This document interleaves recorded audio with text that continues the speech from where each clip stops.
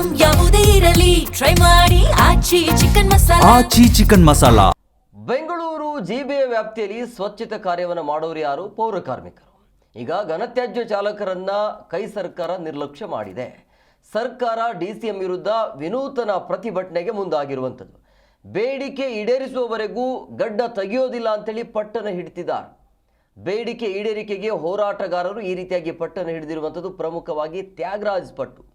ಅಂದರೆ ತ್ಯಾಗರಾಜ್ ಅವರು ನಮ್ಮ ಬೇಡಿಕೆ ಏನಿದೆ ಆ ಬೇಡಿಕೆಯನ್ನು ಈಡೇರಿಸಬೇಕು, ಅಲ್ಲಿಯ ತನಕ ನನ್ನ ಗಡ್ಡವನ್ನು ನಾವು ತೆಗೆಯೋದಿಲ್ಲ ಅನ್ನುವಂಥ ಒಂದು ಬೇಡಿಕೆ ಮತ್ತು ಈ ರೀತಿಯ ಮನವಿಯನ್ನು ಮಾಡ್ತಾ ಇರುವಂಥದ್ದು ಒಂದು ಬೇಡಿಕೆಯನ್ನು ಇಟ್ಟಿದ್ದಾರೆ.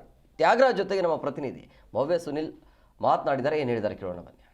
ಸಿಲಿಕಾನ್ ಸಿಟಿಯಲ್ಲಿ ಕಸದ ಸಮಸ್ಯೆ ಒಂದು ಚೂರು ಆದರೆ ಸಿಲಿಕಾನ್ ಸಿಟಿಯೇ ಗಾರ್ಬೇಜ್ ಸಿಟಿ ಆಗಿ ಹೋಗುತ್ತೆ. ಈಗಾಗಲೇ ಸಿಟಿಯಲ್ಲಿ ಲಾರಿಗಳು ಕಸದ್ದು ಬಹುತೇಕವಾಗಿ ಸ್ಟಾಪ್ ಆಗಿತ್ತು. ಇದರಿಂದ ಮನೆಗಳಲ್ಲಿ ಕಸ, ಅಂಗಡಿಗಳಲ್ಲಿ ಕಸ, ಅಪಾರ್ಟ್ಮೆಂಟ್ ಬಳಿ ಕಸ, ಹೋಟೆಲ್ ಬಳಿ ಕಸ ಈ ರೀತಿಯಾಗಿತ್ತು. ಈಗ DCMಗೆ ಒಂದು ಚಾಲೆಂಜ್ ಮಾಡಿ ಆ ಒಂದು ಕಸದ ಸಮಸ್ಯೆಯನ್ನು ನಿವಾರಣೆ ಮಾಡಬೇಕು. ಒಂದು ವೇಳೆ ಕಸದ ಸಮಸ್ಯೆ ನಿವಾರಣೆ ಮಾಡದೆ ಹೋದರೆ ಮುಂಬರುವಂತಹ ದಿನಗಳಲ್ಲಿ ಇದೇ ರೀತಿ ನಾನು ಗಡ್ಡವನ್ನು ಬಿಟ್ಟು ಹೋರಾಟ ಮಾಡ್ತೀವಿ ಅಂತ ತ್ಯಾಗರಾಜ್ ಅವರು ಹೇಳ್ತಾ ಇದ್ದಾರೆ. ಬನ್ನಿ ಅವ್ರನ್ನ ಮಾತಾಡ. ಸರ್, ಏನು ಸಮಸ್ಯೆ, ಯಾಕೆ ಅವ್ರು ನಿವಾರಣೆ ಮಾಡ್ತಾ ಇಲ್ಲ? ಸಿಲಿಕಾನ್ ಸಿಟಿ ಗಾರ್ಬೇಜ್ ಸಿಟಿ ಅಂತ ಒಂದು ಕಡೆ ಹೆಸರು ಬಂದಾಗಿದೆ, ಆದರೂ ಕೂಡ ಈ ಗಾರ್ಬೇಜನ್ನು ಎತ್ತೋದ್ರಲ್ಲಿ ಯಾಕೆ ಹಿಂದೇಟಾಗ್ತಾ ಇದ್ದಾರೆ?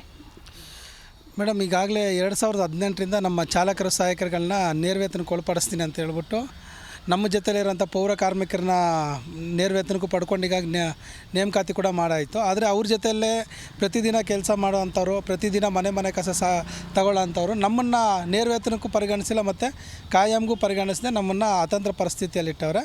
ಈ ವಿಚಾರವಾಗಿ ಸುಮಾರು 8 ವರ್ಷಗಳಿಂದ ಧರಣಿಗಳನ್ನ ಮಾಡಿಕೊಂಡು ಸ್ಟ್ರೈಕ್ಗಳೆಲ್ಲ ಮಾಡ್ಕೊಂಡು ಬಂದ್ರೂ ಇದುವರೆಗೂ ನಮ್ಮ ಕೆಲಸಕ್ಕೆ ಭದ್ರತೆ ಕೊಡ್ತಾಯಿಲ್ಲ. ಮತ್ತು ನಮ್ಮದು ಅಗತ್ಯ ಸೇವೆಗಳಲ್ಲಿ ತುಂಬ ಅತಿ ಸೂಕ್ಷ್ಮವಾದ ಕೆಲಸ ನಮ್ಮದು.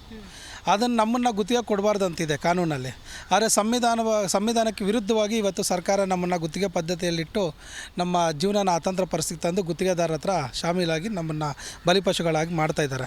ಈ ವಿಚಾರವಾಗಿ ನಾವು ಸುಮಾರು ಸತಿ CM ಅವ್ರನ್ನೂ DCM ಅವ್ರನ್ನೆಲ್ಲ ಭೇಟಿ ಮಾಡಿದ್ದೀರಿ.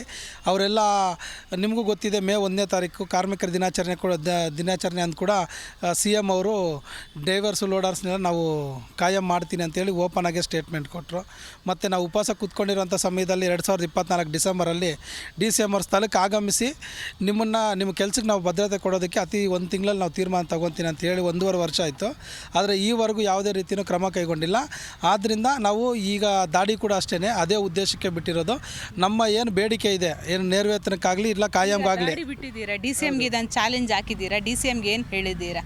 ಮೇಡಮ್, ನಾವು ನೇರವಾಗಿ ಹೇಳಿದ್ದೀರಿ DCM ಅವ್ರಿಗೆ, ನಮ್ಮ ಡ್ರೈವರ್ಸು ಲೋಡರ್ಸ್ ಏನಿದ್ದಾರೆ, ಮನೆ ಕಸ ಸಾಗಿಸೋಂಥ ಚಾಲಕರು ಸಹಾಯಕರುಗಳು ಏನಿದ್ದಾರೆ ಅವ್ರನ್ನೆಲ್ಲ ಒಂದು ನೇರವೇತನಕ್ಕಾದರೂ ಒಳಪಡಿಸಿ, ಇಲ್ಲಾಂದರೆ ಕಾಯಮಾದರೂ ಒಳಪಡಿಸೋವರೆಗೂ ನಾವು ಈ ದಾಡಿನ ತೆಗಿಯಲ್ಲ, ಅಲ್ಲಿವರೆಗೂ ನಾವು ಶಪಥ ಮಾಡ್ತಾಯಿದ್ದೀರಿ.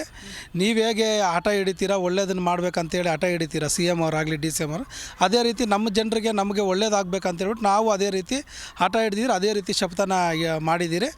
ನೀವು ಇದು ಆದೇಶನ ಓಡಿಸೋಕ್ಕಾಗಿಲ್ಲ ಅಂದರೆ ದಯವಿಟ್ಟು CM ಅವರು DCM ಅವರು ರಾಜೀನಾಮೆ ಕೊಟ್ಟು ಕೆಳಗಿಳಿರಿ. ನೆಕ್ಸ್ಟ್ ಬರೋ ಅಂಥವ್ರು ಯಾರಾದರೂ ನಮ್ಮ ಕಾರ್ಮಿಕರಿಗೆ ಏನು ಚಾಲಕರು ಸಹಾಯಕರುಗಳು ಒಳ್ಳೆ ಆದೇಶನ ಓಡಿಸೋದಕ್ಕೆ ಮುಂದಾಗ್ತಾರೆ ಅಂತ ನಾವು ಈ ಮೂಲಕ ತಿಳಿಸ್ತಾ ಇದ್ದೀವಿ. ನೋಡಿದ್ರಲ್ಲ ವೀಕ್ಷಕರೇ, ಅಂದರೆ ಸಮಸ್ಯೆನ ಬಗೆಹರಿಯುವವರೆಗೆ ನಾವು ಈ ದಾಡಿಯನ್ನು ತೆಗೆಯಲ್ಲ ಅಂತ ಚಾಲೆಂಜ್ ಕೂಡ ಹಾಕಿರುವಂಥದ್ದು. ಯಾಕಂದರೆ ಸಿಲಿಕಾನ್ ಸಿಟಿಯಲ್ಲಿ ಈಗಾಗಲೇ ಕಸದ ವಿಚಾರಕ್ಕೆ ಬಂದಾಗ ಬಹುತೇಕವಾಗಿ ಸಮಸ್ಯೆ ಇರುವಂಥದ್ದು. ಇನ್ನಾದರೂ ಸರ್ಕಾರ ಎಚ್ಚೆತ್ತುಕೊಂಡು ಇದರ ಬಗ್ಗೆ ಸೂಕ್ತ ಕ್ರಮ ಕೈಗೊಳ್ಳಬೇಕಾಗಿದೆ. ಬೆಂಗಳೂರಿನಿಂದ ಕ್ಯಾಮ್ರಾ ಪರ್ಸನ್ ವಿನೋದ್ ನ್ಯೂಸ್.